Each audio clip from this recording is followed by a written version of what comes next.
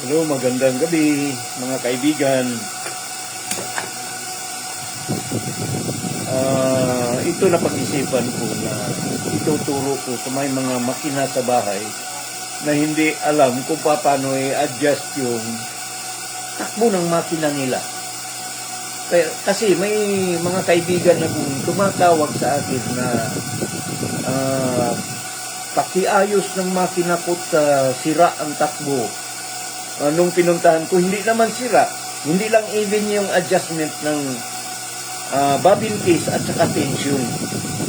Yung bobbin case, yun ang humahawak ng thread from ilalim. Ang tension naman, siyang humahawak ng thread galing sa itaas. So, papantayin natin ang takbo. Ngayon, ipapakita ko sa inyo kung paano masira ang takbo ng makina. Luwagan ko itong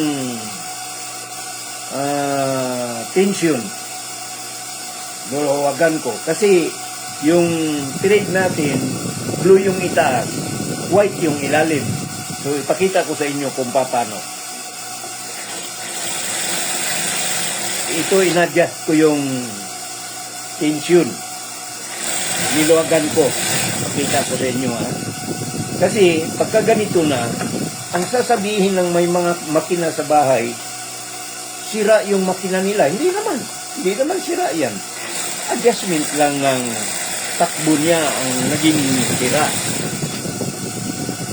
Kagaya nito. Niluwagan ko yung tension. Tingnan mo. Makita ba natin? Parang hindi. Madilim, no? Lumalabas yung blue dito sa ilalim. Lumalabas ang blue. Ang ibig sabihin nito, pagka lumabas yung blue sa ilalim, kasi blue yung nasa taas natin, ang ibig sabihin, maluag yung tension. Higpitan natin ng tension. Ibabalik natin sa pahigpit. Yan, tingnan natin. Yun. Ngayon, try natin ulit.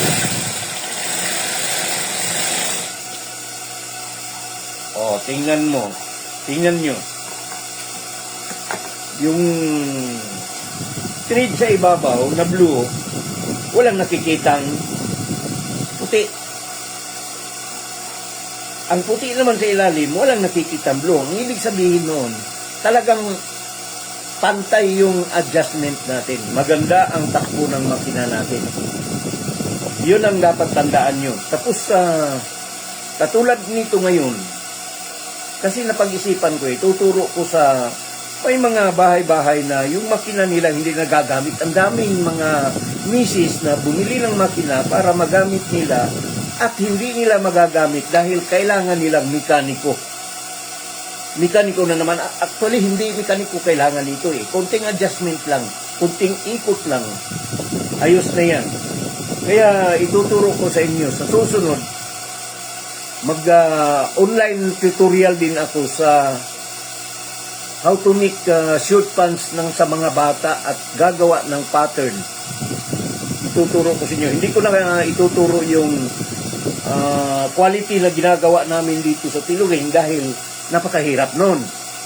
Yung pambahay lang na igagawa natin yung bata ng short, kahit ibang kulay yung dito sa gilid, ibang kulay yung dito sa gilid, pwede mo magawa yun.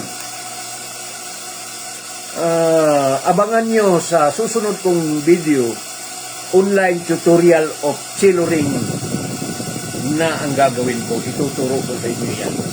How to make pattern, paper, para doon sa pajama, at paano gumawa ng pajama. Ang bilis. Napakadali.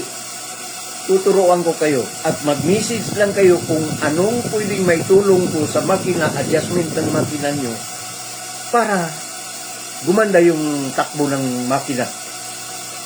Yun lang. Maraming salamat. Bye-bye.